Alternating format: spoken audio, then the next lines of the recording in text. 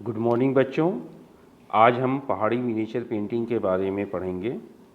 इससे पहले हम राजस्थान मिनिएचर पेंटिंग के बारे में पढ़ चुके हैं कि किस तरह राजस्थान मिनिएचर पेंटिंग पूरी तरह भारतीय कला थी और इसका जन्म राजस्थान के कोक में हुआ और उसके सराउंडिंग में एरिए में ये फली फूली बढ़ी। ये राजपूताना जो राज्य थे उसमें ये सारी शैलियाँ पड़ी और इनके अलग अलग उपकेंद्र, उसमें हमने 6 अलग अलग पेंटिंग्स के बारे में पढ़ा था और राजस्थान मिनिएचर पेंटिंग की 6 अलग अलग पेंटिंग्स के बारे में पढ़ा था और उसका नोट्स अब तक हमने बहुत सारे बच्चों ने तैयार कर लिया और उसको भेज भी दिया। उसके अलावा अब हम उसी पहले यूनिट के दूसरा पार्ट जो है राजस्थान मिनिएचर पेंटिंग के बाद पहाड़ी मिनिएचर पेंटिंग, उसका दूसरा पार्ट है। पहाड़ी मिनिएचर पेंटिंग 17वीं शताब्दी के मध्य में इसकी शुरुआत होना शुरू हो गई थी और 1690 तक जाते जाते ये अपने उरूज पे एक इस्टेब्लिश पहचान, यानी एक इस्टेब्लिश कला बन गई। एक अपनी पहाड़ी मिनिएचर पेंटिंग एक पहचान बन गई। ये पहाड़ी मिनिएचर पेंटिंग का जो मुख्य केंद्र शुरू में रावी नदी के किनारे बसौली स्टेट, बसौली एक राज्य था, पहाड़ों की जो श्रृंखला है उसमें रावी नदी के किनारे एक बसौली राज्य था। बसौली राज्य में सबसे पहले इसका एक केंद्र बना। बेटा, पहाड़ी मिनिएचर पेंटिंग की शुरुआत हुई कहाँ से? असल में पहाड़ी मिनिएचर पेंटिंग की शुरुआत मुगलों के राज्य में, मुगलों में जब औरंगज़ेब जब दिल्ली की गद्दी पर बैठे तो उन्होंने, क्योंकि वो थोड़ा इस्लामी ख़यालात के आदमी थे, तो वो उन्होंने संगीत को, कला के सारे क्षेत्र को तवज्जो देना कम कर दिया। उन्होंने उसके ऊपर अटेंशन देना कम कर दिया। तो पहले मुगलों के दरबार में राज कवि हुआ करते थे, राज कलाकार होते थे, आर्टिस्ट हुआ करते थे, हर तरह के संगीतकार और सारे लोग हुआ करते थे और वो दरबारी कलाकार हुआ करते थे। उनको बहुत अहमियत मिलती थी और बहुत वो शान और शौकत के साथ रहा करते थे। लेकिन जब औरंगज़ेब दिल्ली की गद्दी पर बैठे 17वीं शताब्दी के मध्य में, तो उन्होंने इन कला के इन क्षेत्र के ऊपर तवज्जो देना बंद कर दिया, क्योंकि उसको वो शरीयत के ख़िलाफ़ समझते थे और मानते थे शरीयत कानून के हिसाब से। वो इस्लामिक पसंद आदमी थे, इसलिए उन्होंने इस पर तवज्जो देना बंद कर दिया। तो जो कलाकार बहुत ज़्यादा अपने कला की वजह से दरबार में बहुत सराहे जाते थे, उनका बहुत मान सम्मान था, तो उनको तवज्जो मिलना बंद हो गई। तो उन्होंने कहीं अपनी इंसल्ट महसूस करी और उसके बाद उन्होंने उस राज दरबार से पलायन करना शुरू किया। तो जो वहाँ से पलायन किया उन्होंने, तो मुग़लों के ही अधीन बहुत सारी ये पहाड़ियों की जो श्रृंखला है, उत्तराखंड, हिमाचल प्रदेश और जम्मू एंड कश्मीर, ये जो पहाड़ों की पूरी श्रृंखला है, इसमें बहुत सारे राज्य थे जो अंग्रेज़ों के, जो मुग़लों के अधीन थे। यानी यहाँ पे तो राजा हुआ करते थे, लेकिन महाराजा दिल्ली में होते थे, जिसके कंट्रोल में ये सारे राज्य होते थे, इंडिविजुअल स्टेट। ये सारे हिंदू राज्य थे और इन्होंने, ये सारे मुग़लों के अधीन थे। इसमें बसौली तो मेन केंद्र था ही, उसके अलावा गुलेर, चंबा, मंडी, कांगड़ा, गढ़वाल, कुल्लू, इसको आप देखें, ये जो बसौली है ये तो इनका मुख्य केंद्र था ही, जहाँ पे ये सबसे पहले ये इस्टेब्लिश हुई ये कला। और इसके अलावा गुलेर, चंबा, मंडी, कांगड़ा, गढ़वाल, कुल्लू की पहाड़ियों वाली होते हुए इसके केंद्र बन गए सारे। इसके अलावा ये जम्मू कश्मीर और श्रीनगर तक, इसके नूरपुर, मानकोट और नालागढ़ तक ये फैल गई। ये सब इसके केंद्र बने इस कला के। और उसके बाद और आगे ये बढ़ती है, पंजाब के मैदानी क्षेत्र में भी इसकी उपकला विकसित हुई। पंजाब के मैदानी इलाके में इसकी उपकला, ये तो इसका क्षेत्र, इसका जो उदय हुआ यहाँ पर। लेकिन जब ये कलाकार दरबार से यहाँ से गए और वहाँ पहाड़ियों के उस परिवेश में गए, तो वहाँ की जो लोकल कला थी, पहाड़ों पे जो लोकल कला मौजूद थी, जो वहाँ की लोक कलाएँ थीं और जो इस अलग अलग राज्यों की जो अपनी कला थी, उसके साथ इनका मिश्रण हुआ, इनका संगम हुआ। क्योंकि ये सारे कलाकार मुग़ल कलाकार थे, तो इनके काम करने का जो तरीका था वो मुग़लों वाला था, तर्ज़ मुसव्वरी जो थी इनकी मुग़लों वाली थी, जो स्टाइल था वो मुग़लों वाला था। लेकिन जब ये वहाँ गए तो वहाँ पे वो संरक्षण में राजाओं के तो रहे, लेकिन राजाओं ने उन्हें फ्री आर्टिस्ट की तरह इस्तेमाल किया कि वो अपनी मर्ज़ी से जो चाहते थे उसे बना सकते थे। पहले मुग़ल पीरियड में जब मुग़ल दरबारी चित्रकार ये थे, तब वो अपनी मर्ज़ी से नहीं बनाते थे, जो राजा एज़ पर इंस्ट्रक्शन काम करते थे, जो उन्हें ऑर्डर दिया जाता था कि आपको ये बनाना है। जैसे राजा दरबार दीवाने आम में बैठे हुए हैं तो उनका चित्र बनाना है, तो राजा दरबार आम में बैठे उनका चित्र बनाया करते थे, यानी जो सामने चीज़ मौजूद है उसको वो बनाते थे। लेकिन जब ये पलायन करके पहाड़ियों पर गए तो वहाँ पे ये इमेजिनेशन से भी चित्र बनाने लगे। क्यों? क्योंकि ये धार्मिक ग्रंथों को पेंट करने लगे, इनके बहुत सारे इनके टॉपिक जिस पे पेंटिंग बनानी है वो वास्ट हो गया, बहुत ज़्यादा फैल गया इनका दायरा।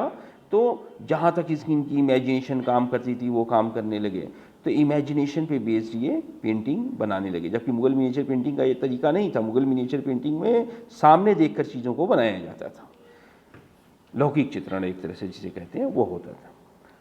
और फिर राजस्थान मिनिएचर पेंटिंग में जिस तरह इमेजिनेशन से पेंटिंग बनती थी, तो वो पेंटिंग यहाँ पे भी इमेजिनेशन से, क्योंकि अगर कोई धार्मिक ग्रंथ के किसी सीन को अगर कलाकार पेंट करता है तो वो सीन उसके दिमाग में जैसा सीन है उसे पेंट करता है, जबकि उनके गॉड गॉडेस वगैरह वहाँ मौजूद नहीं है। वो जैसा महसूस करता है, जैसी इमेज उसके दिमाग में बनती है अपने गॉड गॉडेस या उस सीन के बारे में जो वो बना रहा है, तो वो उसको पेंट करता है। तो यानी यहाँ पर जो काम करने का स्टाइल है पहाड़ी मिनिएचर पेंटिंग में, वो तो मुग़लों वाला हुआ, लेकिन जो टॉपिक है वो राजस्थान मिनिएचर पेंटिंग की तरह धार्मिक चित्रण, सामाजिक चित्रण इत्यादि होने लगे। इसमें आप देखें, और ये कहाँ फैली? हिमालय की जो श्रृंखला है उसमें ये पूरी तरह शिवालिक और हिमालय की श्रृंखला से होती हुई ये पूरे जितनी स्टेट है इसमें ये परिवेश में फैली। तो इनकी जितनी भी पेंटिंग आप देखेंगे थोड़ा पहाड़ी परिवेश में, हिमालयन पहाड़ियों की जो परिवेश है उसमें बनी हुई है। गोल मटोल चेहरे बनाए इन्होंने, और जिसमें गोल गोल से थोड़ा चेहरे हैं, एक अलग स्टाइल जो इनका अपना था वहाँ का उसको बनाया। और चेहरे के ऊपर जो माथा है, इसको फोरहेड जिसे कहते हैं, वो थोड़ा आधा चांद की तरह, अर्ध चंद्रकार जिसे आधा चांद की तरह उन्होंने बनाया। उसके बाद बहुत सामान्य यानी सिंपल जो है झील जैसी आँखें बनाई, गहराई वाली जो है, बहुत आँखें जो हैं जिससे उसमें बहुत गहराई हो, स्पीकिंग आई जिसे कहते हैं, वैसी उन्होंने बनाई। और उनको जो फिगर थे वो सामान्य यानी नॉर्मल कद काठी के, यानी जो प्रोपोर्शन में, नॉर्मल प्रोपोर्शन में उनके जो चित्र हैं बनाए। स्त्री और पुरुष दोनों का चित्रण बहुत ज़्यादा हुआ है, और बहुत ज़्यादा क्राउडेड फिगर वगैरह भी बनाए। जो मुग़ल कला का जो एक तरीका था थोड़ा क्राउडेड फिगर बनाने की, अलग अलग नहीं, क्राउडेड फिगर भी इसमें बहुत ज़्यादा बनाए। और इनका जो स्टाइल था उसमें जो बैकग्राउंड में जो मुग़लों का एक इस तरीका था कि वो बैकग्राउंड में जो पैलेसेस वगैरह, महल है, डबल स्टोरी महल, ये सारी चीज़ें वो इनके भी पहाड़ी मिनिएचर पेंटिंग के कलाकारों ने बनाया। और पेड़ पौधे अगर बनाए तो बहुत ज़्यादा डेकोरेटिव, जैसे राजा महाराजाओं के शान व शौकत के हिसाब से पेड़ हों, बहुत सजे हुए पेड़ पौधे, कमल के फूल, और वो इसके अलावा बहुत सारे डेकोरेटिव ऑर्नामेंटल वो ऑब्जेक्ट्स का इस्तेमाल किया, जो बहुत ज़्यादा सजावटी तत्वों को इसमें इन्होंने इसके साथ मिलाया। और इसका मतलब ये जो पहाड़ी मिनीचर पेंटिंग है, ये एक तरह से मुग़ल कला और राजस्थान कला का जो, या पहाड़ियों का जो लोकल कला थी, उन दोनों का मिक्सचर है। यानी भारतीय जो टिपिकल भारतीय कला और जो भारतीय ईरानी कला का जो मिक्सचर मुग़ल मिनीचर पेंटिंग, उसका मिक्सचर है ये। और इसलिए इसमें जो काम करने का कलाकार, क्योंकि कलाकार तो वही थे जो दरबारी थे, मुग़ल कलाकार थे, तो उनका काम करने का स्टाइल अपना अलग ही था। वो बहुत बारीक लाइनों में काम करते थे, बहुत डेलिकेटेड कलर इस्तेमाल करते थे। अब यहाँ गए तो यहाँ पे चटकीले भड़कीले कलर भी उनको मिले, तो इन्होंने चटकीले भड़कीले कलर और सोफिस्टिकेटेड बहुत सूफियाना कलर भी इस्तेमाल किया। उन्होंने पहले बॉर्डर वगैरह बिल्कुल सादे होते थे राजस्थान मिनीचर पेंटिंग में, यहाँ की लोक कलाओं में। इन्होंने, क्योंकि मुग़ल कलाकार के बॉर्डर बहुत डेकोरेटिव होते थे, तो यहाँ पे ये दोनों कला का मिक्सचर हुआ, तो थोड़ा सा डेकोरेटिव बॉर्डर भी पेंटिंग में इन्होंने बनाया। फिगर वगैरह में बहुत सोफिस्टिकेटेड फिगर थोड़ा बनाने की कोशिश की। पहले जो है बड़ी सिंपल सादा नॉर्मल भारतीय परिवेश में जैसी बनी हुई लोक कलाओं जैसी फिगर होती थी, स्त्री पुरुष की वैसे बनाते थे, लेकिन इन्होंने थोड़ा डेलिकेटेड फिगर्स वगैरह को बनाने शुरू किया, शेडिंग करके, बहुत कलर को मिक्स करके, सोफिस्टिकेटेड सूफियाना कलर जिसे कहते हैं, बहुत सोबर कलर इस्तेमाल किया इन्होंने। तो यहाँ पर अगर देखें तो लेकिन इनके टॉपिक जो जिस पे उन्हें काम करना, बहुत सारे सामाजिक टॉपिक पर भी इन्होंने काम किया, क्योंकि जिन राजाओं का इनके ऊपर संरक्षण था, राजाओं ने इनको संरक्षण तो ज़रूर दिया, लेकिन इनको आज़ाद रखा, आज़ाद कलाकार की तरह। यानी ये अपनी मर्ज़ी से जो चाहे वो बना सकते थे। तो इसलिए जब आज़ाद थे तो इनके टॉपिक्स भी बहुत ज़्यादा लामहदूद टॉपिक हो गए जिस पे इन्होंने काम करना शुरू किया। कुछ भी बना सकते, सामाजिक चित्रण है, धार्मिक चित्रण है, व्यक्तिगत चित्रण है, जैसा भी वो चाहते थे, जो मर्ज़ी वो बनाते थे। तो इसलिए इनके बहुत ज़्यादा टॉपिक्स पे काम किया इन्होंने, इन कलाकारों ने। जबकि मुग़ल कलाकार के जो टॉपिक्स हुआ थे महदूद होते थे, वो बादशाह की ज़िंदगी के इर्द गिर्द घूमा करते थे। राजस्थान मिनीचर पेंटिंग में ज़्यादातर धार्मिक चित्रण ही, इसमें धार्मिक सामाजिक सब तरह के चित्रण इसमें हुए। ये दोनों कला का एक तरह से संगम, दोनों कला का मिक्सचर है। और ये कला 17वीं शताब्दी में शुरू हुई। बाकी हम पढ़ते हैं कि 16वीं शताब्दी से लेकर 19वीं सेंचुरी के बीच में इस कला का पीरियड है, लेकिन इसको हम 17वीं मिड 17th सेंचुरी से इसका आगाज़, इसकी शुरुआत हम लिखेंगे जब हम इसके बारे में लिखेंगे। अब इसमें बहुत सारे जो केंद्र हैं, उनकी उपशैलियाँ जो हैं, उन उपशैलियों के बारे में थोड़ा सा पढ़ लेंगे, थोड़ा सा उसके बारे में लिख लेंगे। उसके बाद हम मेन इसके विशेषताओं के बारे में भी थोड़ा सा लिखेंगे कि इसमें हम किस तरह भारतीय और मुग़ल मिनीचर का मिक्सचर है। और इसमें अगर हम देखें तो बैकग्राउंड में बहुत सारे पैलेसेस यानी महल और किले और ये सारी चीज़ें नज़र आती हैं। पेड़ वगैरह भी अगर इसमें नज़र आता है तो बहुत डेकोरेटिव पेड़ नज़र आता है, एक पत्ते उसके क्लियर नज़र आते हैं। और अगर पक्षी भी बनाए हैं तो बहुत सोफिस्टिकेटेड से और डेलिकेटेड सजाए हुए से, जैसे लगता है मोर नाचने की ही मुद्रा में एकदम सजाया हुआ नज़र आएगा आपको उसमें, ताकि वो पेंटिंग में जो है बहुत स्टैंडर्ड का, बादशाह के स्टैंडर्ड का दिखे। तो वो जो भी चीज़ें हैं वो नॉर्मल नहीं इस्तेमाल की गई, वो स्टैंडर्ड की, और थोड़ा लगे कि बादशाह की जो ज़िंदगी है, जो शान व शौकत है, वो नज़र आए। तो वो मुग़लों का स्टाइल था। तो क्योंकि ये कलाकारों की आदत तो वही थी, काम करने का तरीका, जो स्टाइल था, जो स्किल जो इनकी डेवलप थी, वो तो मुग़लों वाली थी। लेकिन वहाँ जाके फ्री हुए, सिर्फ वो टॉपिक के लिए फ्री हो गए, तो फिर वो अपनी मर्ज़ी से काम करना शुरू कर दिया। इसमें जो 2 सेंटर है, अब ये तो हमारा मेन, हम जब उद्भव और विकास के बारे में लिखेंगे और उसके मुख्य केंद्र के बारे में लिखेंगे तो हम ये लिखेंगे इसके बारे में, लेकिन इसके दो मुख्य केंद्र जो हमारे हैं वो बसोली और कांगड़ा, ये दो बहुत इम्पॉर्टेंट मुख्य इनका केंद्र है, जिसको हम थोड़ा अलग से हम दो पेंटिंग है जो हमारे इसमें कोर्स में शामिल है। उसमें एक कृष्ण गोपियों के संग, कृष्ण विथ गोपीज एक पेंटिंग है, दूसरी है नंद यशोदा और किशनमैन के साथ, किंग्समैन के साथ वृंदावन जाते हुए एक पेंटिंग, ये है लंबा नाम है इसका, लेकिन ये इसके कलाकार हैं नयन सुख, और दूसरे कृष्ण विद गोपीज के जो कलाकार थे वो मनकू कलाकार थे। यानी हमारे जो सिलेबस में सिर्फ दो पेंटिंग है, इस राजस्थान पहाड़ी मिनिएचर पेंटिंग में सिर्फ दो पेंटिंग है और दो ही कलाकार हैं। वो कलाकार हैं एक मनकू कलाकार, दूसरे नयन सुख, ये दो कलाकार हैं। दो उपशैलियाँ हमारी ख़ास तौर से मेंशन है जो अलग से पूछी जाएंगे, बसोली और कांगड़ा, और यही दो पेंटिंग है कृष्ण गोपियों के संग, या दूसरी पेंटिंग है नंद यशोदा और कृष्ण किंग्समैन के साथ वृंदावन जाते हुए।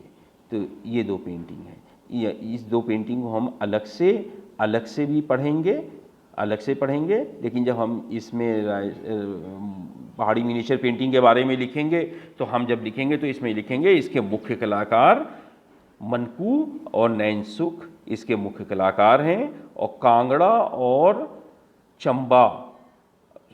कांगड़ा और बसोली इसके मुख्य केंद्र हैं। बाकी और केंद्र जो गुलेर, चंबा, कांगड़ा और जो गढ़वाल, कुल्लू और ये सारी चीज़ें जो है जम्मू कश्मीर, श्रीनगर में नूरपुर, कोटा, ये सब भी केंद्र लिखेंगे, लेकिन इसके दो मुख्य केंद्र यही बसोली और कांगड़ा, जिससे बहुत ज़्यादा काम हुआ और एक पहचान बनाई है उन्होंने पहाड़ी मिनिएचर पेंटिंग की अपनी, इसलिए ये हम लिखेंगे।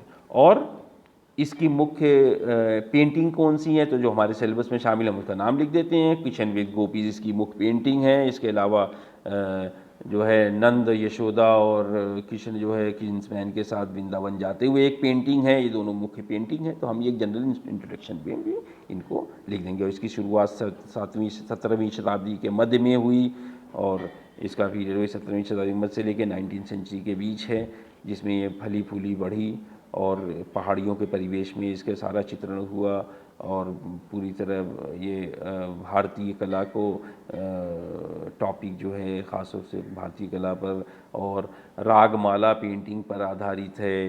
गीत गोविंद, रामायण इत्यादि कलाओं पर इस पे काफ़ी काम हुआ है।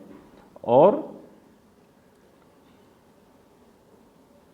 प्राकृतिक चित्रण भी बहुत ज़्यादा, काफ़ी प्राकृतिक माहौल में, पहाड़ियों के माहौल में इसमें जो है चित्रण हुआ है। साहित्यिक चित्रण भी हुआ है, साहित्यिक ग्रंथों में ना रागमाला वगैरह जैसे पेंटिंग है मैंने बताया, रागमाला वाली सीरीज़ में भी हुआ है। धार्मिक ग्रंथों में गीत गोविंद और रामायण और रास मंजीरा वगैरह ये सब पेंटिंग हुई है इस हुई है। और इस ज़्यादातर पेंटिंग जो है वर्गाकार बनी है, वर्गाकार माने स्क्वायर के शेप में बनी है, ना पोर्ट्रेट और लैंडस्केप जैसी नहीं, स्क्वायर वाले शेप में ज़्यादातर पेंटिंग बनी है। और जिसमें ऊंचे शिखर, ऊंची पहाड़ियों में दिखा रहे हैं और शिखर के ऊपर 2 मंजिला इमारतों वाली महल दिख रहे हैं और पुष्प कमल, ये सारी चीज़ें हमें उसमें नज़र आती हैं, जिसको सजावटी उसमें परिवेश में हम देखते हैं। तो हम जब पहाड़ी मिनिएचर पेंटिंग की बात करेंगे तो थोड़ा सा मुग़ल मिनिएचर पेंटिंग को भी हमें समझना होगा, तो हम इसको ज़्यादा अच्छी तरह लिख सकते हैं। तो हम जब भी पहाड़ी मिनिएचर पेंटिंग के बारे में लिखेंगे तो उसमें थोड़ा सा जो हम 2 पेंटिंग अलग अभी हम आगे अगली क्लासेस में पढ़ेंगे, 2 पेंटिंग, एक मनकू की पेंटिंग और एक नयन सुख की पेंटिंग जो हम पढ़ेंगे, तो वो उसको भी आप यहाँ मेंशन कर दीजिए। दोनों पेंटिंग का नाम भी, कृष्ण गोपियों के संग एक पेंटिंग है बहुत मशहूर, और इसको भी इसमें डाल दें, नंद यशोदा और कृष्ण वृंदावन जाते हुए वाली पेंटिंग को भी आप कोट कर दीजिए। और बसोली और कांगड़ा इसके बहुत इम्पोर्टेंट केंद्र है जहाँ पे ये कला बहुत ज़्यादा फली फूली बढ़ी और आगे बढ़ी, ये ज़रूर इसमें मेंशन कर दें। और हम अलग से इन पेंटिंग्स के बारे में ऐसे ही पढ़ेंगे जैसे हम राजस्थान मिनिएचर पेंटिंग में अलग अलग पेंटिंग्स के बारे में पढ़े थे, क्योंकि अलग से क्वेश्चन पेंटिंग्स का भी आ जाता है। तो पेंटिंग्स को सिर्फ लिखना होगा। जब एक जनरल क्वेश्चन पूछ लिया जाए पहाड़ी मिनिएचर पेंटिंग के ऊपर एक नोट लिखिए, तो आप ये सारी जनरल चीज़ें लिख देंगे कि उसका कहाँ पे उदय हुआ, किस हालात में हुआ, कौन कौन से कहाँ के कलाकार माइग्रेट होकर कहाँ गए उन्होंने, फिर किस तरह जो है उन दोनों कलाओं का मिक्सचर हुआ, तो उनका जो तर्ज मुसव्वरी यानी काम करने का स्टाइल जो है वो मुग़लों वाला था, लेकिन उनके जो सब्जेक्ट हैं, उनके जो टॉपिक्स हैं वो इन भारतीयों वाले एकदम बिल्कुल लोकल हैं। और कलर का भी इस मिक्सचर, जैसे पहले उसमें चटकीले भड़कीले ही सिर्फ कलर इस्तेमाल होते थे, लेकिन राजस्थान में मुग़ल मिनिएचर पेंटिंग में कलाकार क्योंकि बहुत सोबर कलर इस्तेमाल करते थे, मिक्स कलर इस्तेमाल करते थे, तो वहाँ पे दोनों कलर का भी मिक्सचर हुआ, कहीं चटकीले भड़कीले भी हैं, कहीं सोबर कलर भी इस्तेमाल हो रहे हैं। फिगर वगैरह बड़े डेलिकेटेड से बनाए गए, और पेड़ पौधे फूल पक्षी वगैरह सब सजावटी ऑर्नामेंटल स्टाइल में जो तत्व की तरह इस्तेमाल किए गए, और इनके बॉर्डर्स वगैरह भी डेकोरेटिव हुए, डेकोरेटिव बॉर्डर्स बनाए। तो पेंटिंग इमेजिनेशन बेस्ड है, लेकिन तर्ज स्टाइल जो है काम करने, क्योंकि मुग़लों का जो स्किल था, जो काम करने का तरीका था, वो उनका वैसे ही डेवलप था, वैसे ही काम करने का उनकी स्टाइल आदत थी, वैसे ही वो काम कर रहे थे। बस वो उन्होंने जगह बदल दी थी, तो जिस जगह पे गए थे पहाड़ी वाले परिवेश में गए थे, तो पहाड़ी वाली परिवेश में वो पेंटिंग बनाने लगे बस। और दूसरा फ़र्क पड़ा कि वो पहले दरबारी कलाकार थे, अब वो आज़ाद कलाकार हो गए, तो अपनी आज़ादी से बहुत सारे टॉपिक पे पेंटिंग बनाने लगे।